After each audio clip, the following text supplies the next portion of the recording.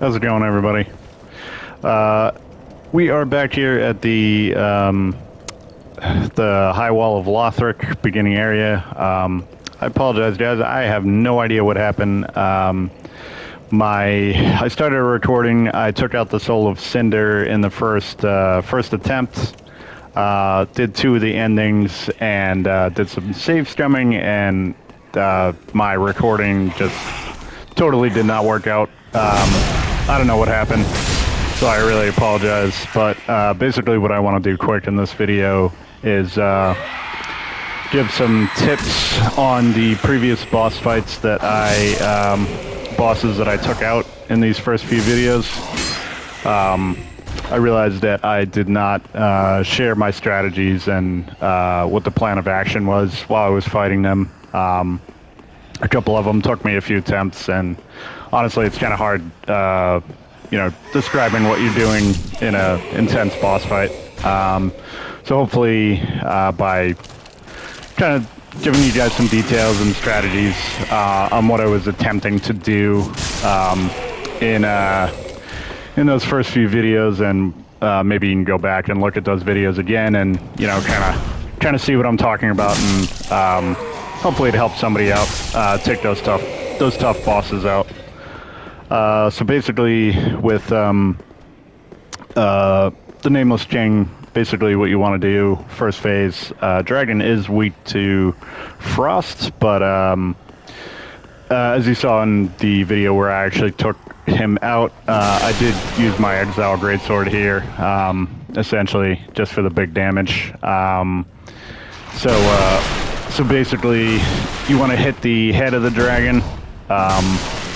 That is the weak point, and it does the most damage. Hitting it in the neck or the body or the feet or whatever, still do damage, but less damage. And it's really the two best opportunities that you have to do damage are when he does his fire breath, and when the Nameless Chain stands up on him and does a lightning bolt from the sky. It's a little bit of a delayed dodge on that, but that's really your best those are really your best opportunities to get some good damage on the dragon. And then as far as the second phase goes, it's really it's really just being on your dodge game. Does take some getting used to. He's got some different timed swings and whatnot. So it's just kind of learning it. It took me a while, as you can see, on the first playthrough and this one. So it's just really, anything like Dark Souls, it's just learning how the enemy attacks, and just accounting for it and take advantage and punish when you can.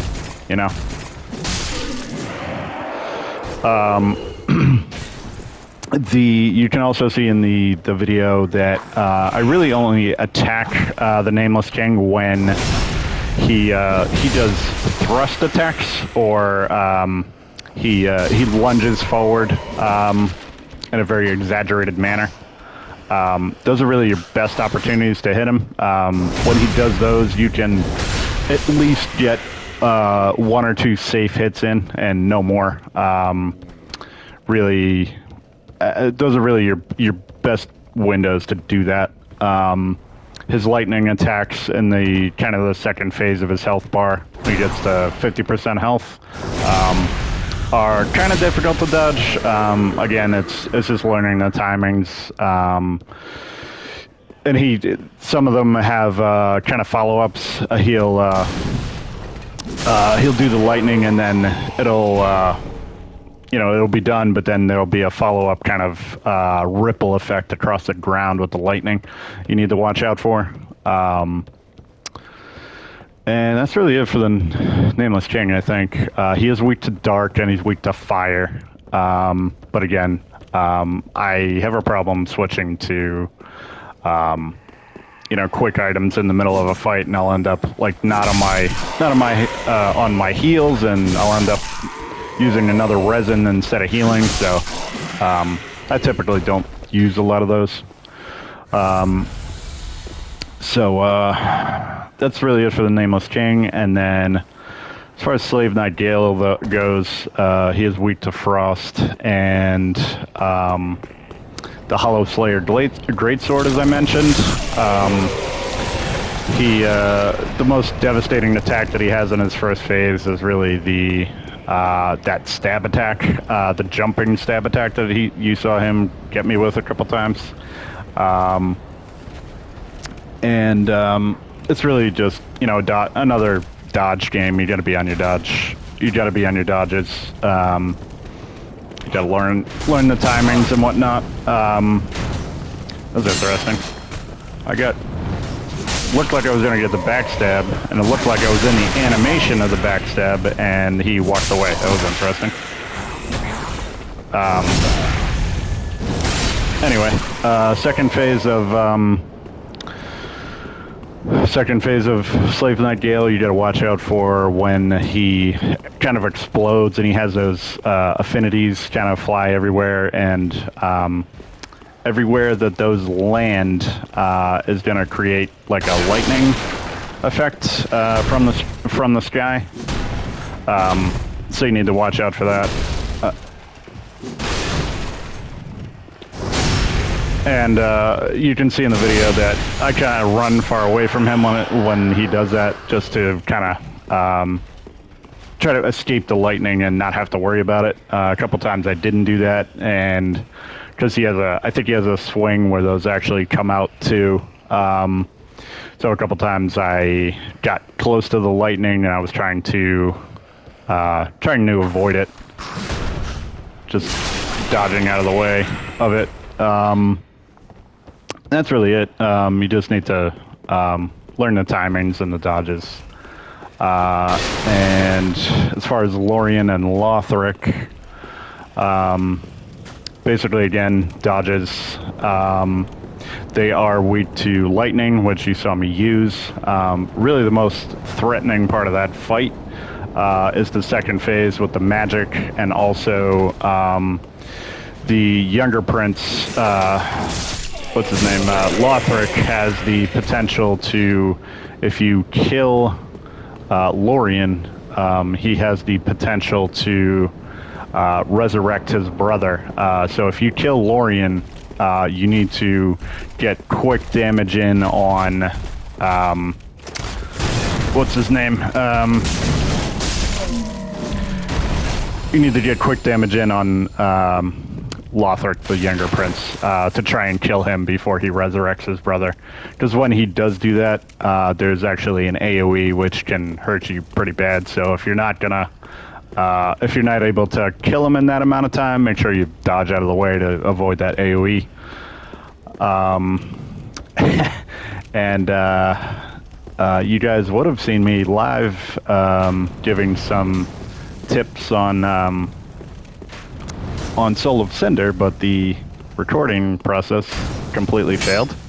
So I apologize for that. But again, lots of dodging. He is weak to lightning, and I think he's weak to dark as well.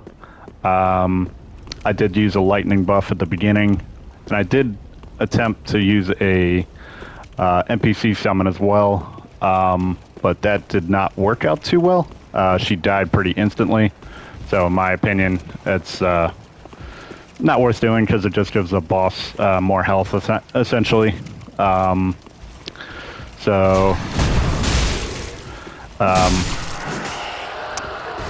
As far as he goes, dodges, and then he has two phases, 2 health bars. So in his second phase, he can kind of do a like a 4-hit combo that can pretty devastating. He will bring his sword up like he's gonna go to a baseball game, do some swinging, and that's basically what he does on you. It's like a 4-hit combo, and if you're not careful and you don't have enough health, you will probably get one-shotted by that. And he changes phases a lot too. He will change his weapon up He'll have a spear, a sword. He does like he has like a magic phase where he'll have a soul greatsword and do some soul spears, as well as a huge magic soul stream blast. So just be careful of all that. Again, I apologize that the recording process failed for that. But that's really all the advice I have on those fights. Hopefully that will help out somebody. You know, you can hear my descriptions here, and then hopefully go back and just kind of view those fights and kind of see the strategies that I'm describing, and I kind of put to work. So that's really it for Dark Souls 3. I think what I will do coming up is I may do with this game, because this is my favorite in the series.